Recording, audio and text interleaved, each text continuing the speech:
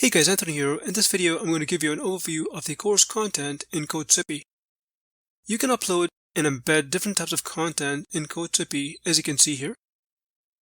If you haven't yet, I'd encourage you to watch this tutorial on how to create a course in CoachZippy. So I'm logged into my CoachZippy account.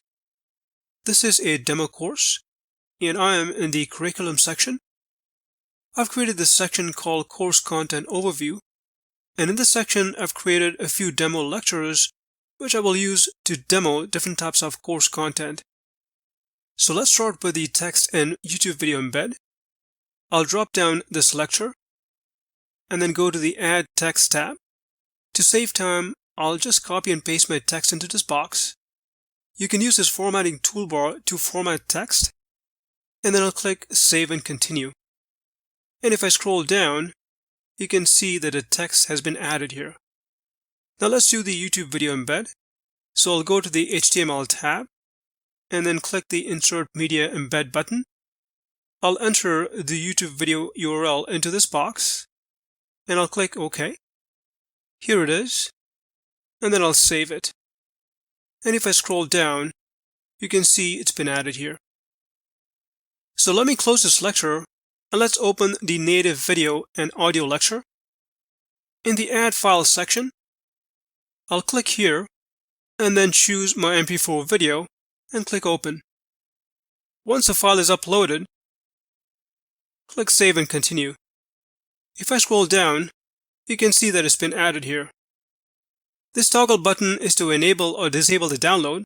For the purpose of this demo, I'll leave it enabled. In this same section under the Add File tab, we'll upload an MP3 audio file. Again, I'll click here, choose my MP3 audio file, and click Open. Once the file is uploaded, you can click Save and Continue. And if I scroll down, you can see that it's been added here. Again, I'll leave the Enable Download button enabled. I'll close this lecture and open the PDF document upload lecture. In the Add File tab, I'll click here, choose my PDF document, and click Open. And once it's uploaded, I'll save the file. And again, if I scroll down, you can see that it's been added here. And again, I'll leave the Enable Download button enabled.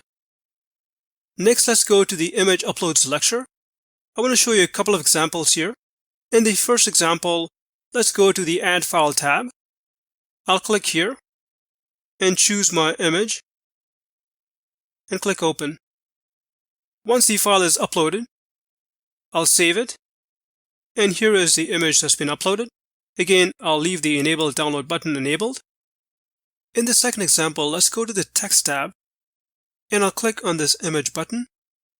And in this box, I'll enter the image URL. I'll enter the width as 881 and I'll leave the height at 496 and click OK. And once the file is uploaded, I'll save it. Next, let's go to the SlideShare embed lecture. And in the HTML tab, I'll copy and paste the embed code and then click Save and Continue. And again, if I scroll down, you can see it's been added here. Finally, let's go to the PowerPoint and Notepad Uploads lecture.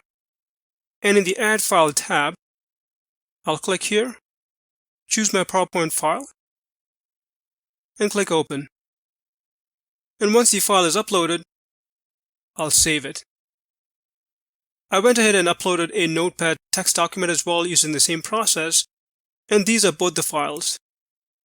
In the Add Quiz section, you can add quizzes and assessments in your lectures. I'll be creating a separate tutorial to show you this. And in the Add Code tab, you can add HTML, CSS, and other code that you want to share with your students. Now bear in mind that this is not where you enter HTML embed codes, which I covered earlier in the HTML section. Now let's preview how the course content looks like when you're logged in as a student. So here I'm logged in as a student. This is the section where we added all the content, and here are all the lectures.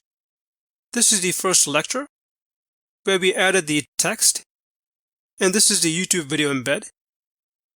In this second lecture, we added the native video, and this is the download button. As you know, we can disable this download as well. And if I scroll down in the same section, we added the MP3 audio, as you can see. In the next lecture is where we added the PDF document, which has a built-in PDF document viewer, as you can see. And down below is the download button, which can be disabled. In this next lecture are the image uploads.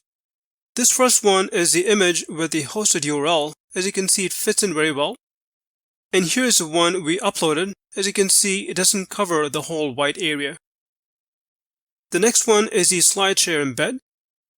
As you can see, it fits in pretty well and is fully functional as well if you use the buttons to advance. And finally, in this last lecture, here's the PowerPoint presentation upload.